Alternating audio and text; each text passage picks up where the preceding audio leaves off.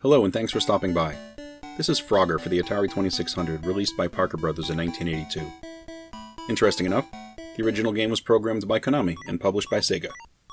The game was available on a variety of consoles and has sold over 20 million copies worldwide, at least 5 million in the United States.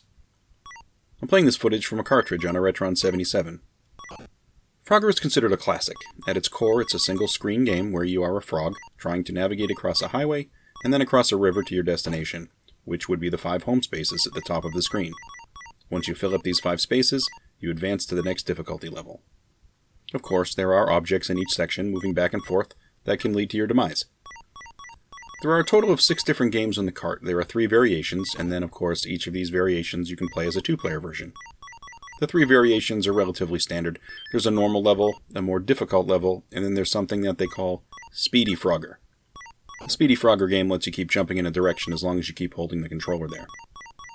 Like I said, Frogger is a classic. It was in practically every arcade across the nation and ported to multiple systems over the years.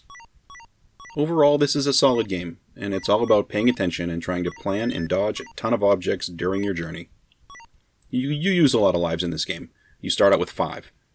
Basically, the game goes like this. You're a frog, and you jump, you jump, you jump, you jump, jump some more, and then squish, something runs you over. Now start over and try again. There's certainly repetition in the game, but as things get more challenging, I find myself wanting to push on longer, just to see if I can get through the level. Objects can get moving really fast, and the openings will get smaller, so you really need to pay attention to the visual patterns to time your jumps. Looking objectively, I'm happy to say that they programmed this game with plenty of variety on screen, and I kinda think it's part of why the game might have been so successful. I've mentioned this in other videos. I'm a huge fan of variety. What is it on screen that we have to deal with? Is it understandable, and how monotonous is the gameplay?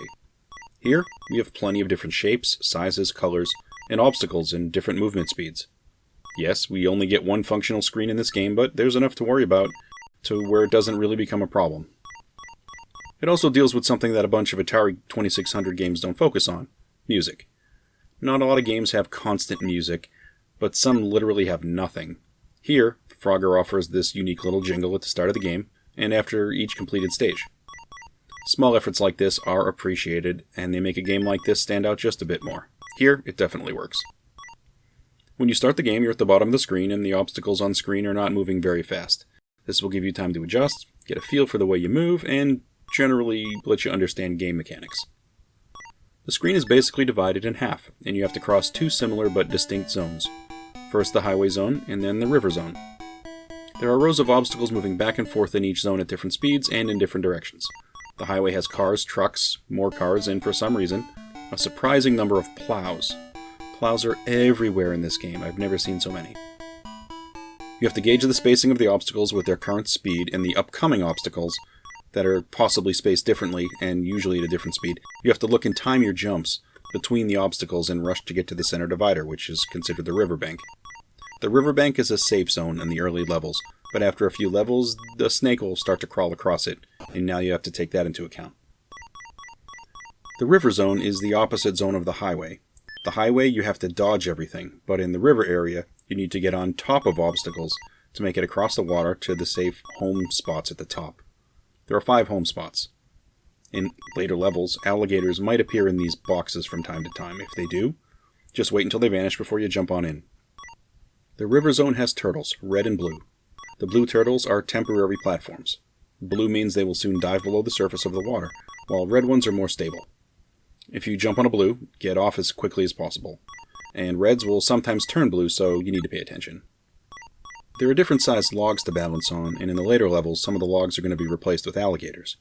You can walk on the back of alligators, you just need to stay away from the teeth. You can also find a lady frog, usually on a log, for bonus points, which is nice, and she appears as this little white icon just sitting there. In the standard game, you can travel off-screen and wrap around the other side.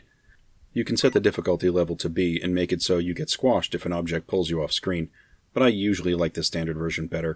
It escalates to higher difficulties just fine. This is a Parker Brothers release, and Parker Brothers had a few other releases for the 2600, like Q*bert, Empire Strikes Back, Tutankhamun. They were all pretty good. I also picked up a G.I. Joe game that I haven't gotten around to playing yet. I'll hope to get to that soon. Parker Brothers had a unique casing for their Atari carts too. They had these really great silver labels with beveled edges along the sides of the cart that wrapped around the front. They look good on a shelf. There have been many updates and releases of Frogger over the years. It looks like 40 or so actually, all on different systems and parts of different compilations, although I can't say I've run into any of them personally.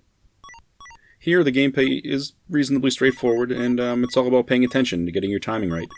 I love the little jingle too. It's pretty good for a system that can only operate 2 tones at a time. Well, that's all I have for Frogger on the 2600. Thanks for giving this one a watch.